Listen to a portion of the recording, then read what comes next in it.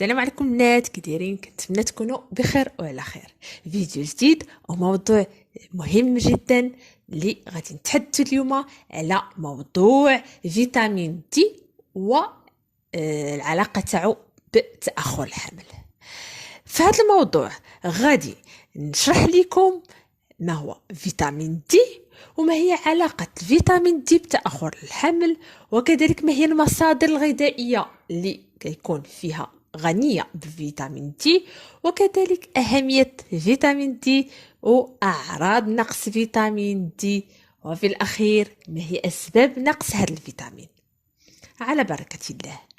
كيف ما كنعرفوا أن فيتامين دي هو أحد الفيتامينات الدائبة في الدهون والغير الغذائية، لأن الجسم كيقوم بتصنيع هذا الفيتامين عند تعرض الجسم والجلد لأشعة الشمس اليومية في فترة الصباح، واللي كتبدا من وقت شروق الشمس وحتى الساعة 10 صباحا، وكتكون الوحدة الموصى للحصول عليها يوميا هي 1000 وحدة، وكيكون لازم تكون النسبة الطبيعية من هاد الفيتامين دي ما تقلش على 30 نانوغرام للتر.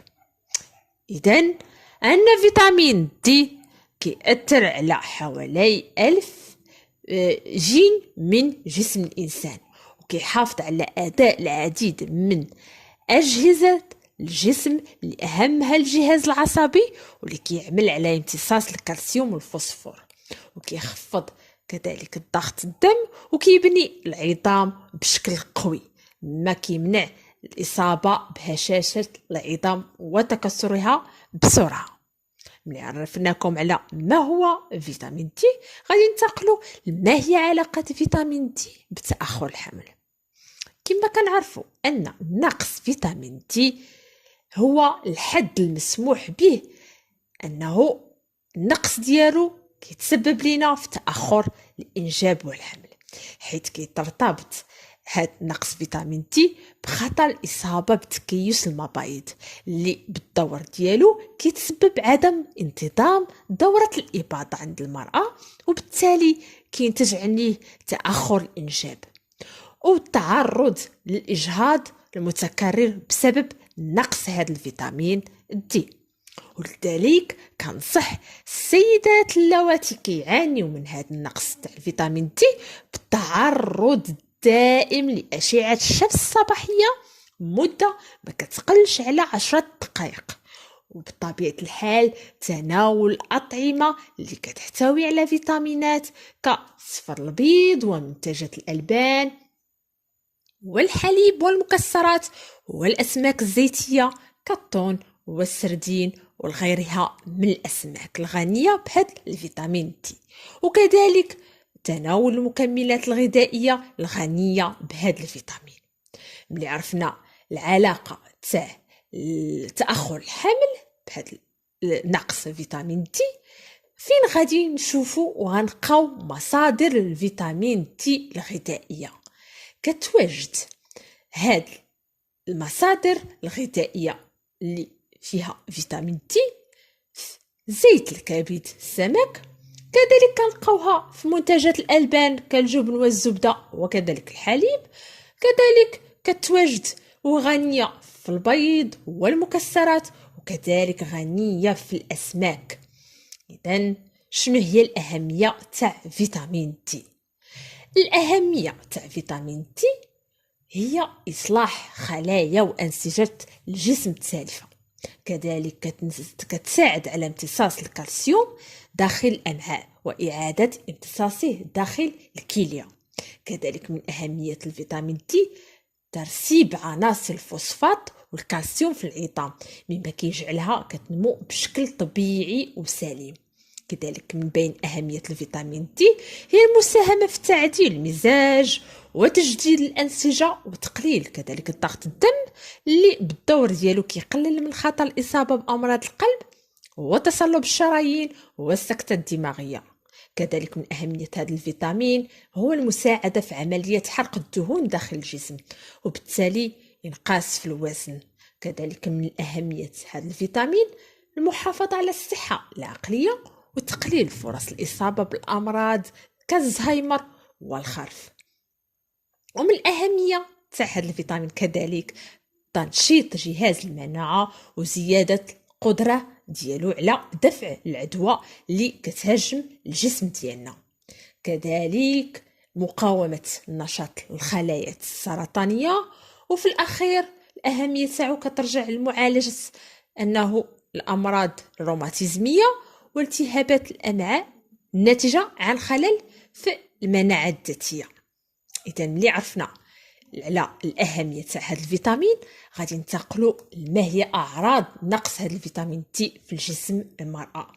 الأعراض تاعو كثيرة ولكن غادي نذكر لكم من بينها أول عرض أو أعراض هي ضعف وألم في العضلات، كذلك إصابة بالأمراض المناعة الذاتية، وكذلك التعب والإرهاق المزمن عند المرأة، وكذلك الشعور بالآلام في عظام مناطق معينة من الجسم وخاصة ملي كنضغطوا على هذيك الأماكن على مستوى عظمة الصدر الأمامية وعظمة الساق. وكذلك من بين الأعراض الكثيرة اللي كتنتج عن نقص فيتامين دي هي الكسور في العظام وكسر مفصل الورك وخاصة عند كبار السن. إذن وفي الأخير غادي نوري لكم شنو هي الأسباب نقص هذا الفيتامين دي. من بين أسباب نقص هذا الفيتامين هو عدم التعرض الكافي لأشعة الشمس، أي أننا ما كنتعرضوش الجسم ديالنا أو الجلد ديالنا لأشعة الشمس الكافية. كذلك دخول المرأة في سن المينوبوز اللي كيتعرف بسن اليأس. وكذلك من بين الأسباب هو لنقص فيتامين دي هو التقدم في العمر اللي كيقلل من المادة الأساسية المكونة عند الجلد، وسوء امتصاص فيتامين دي في الأمعاء اللي كينتج عن الإصابة بأمراض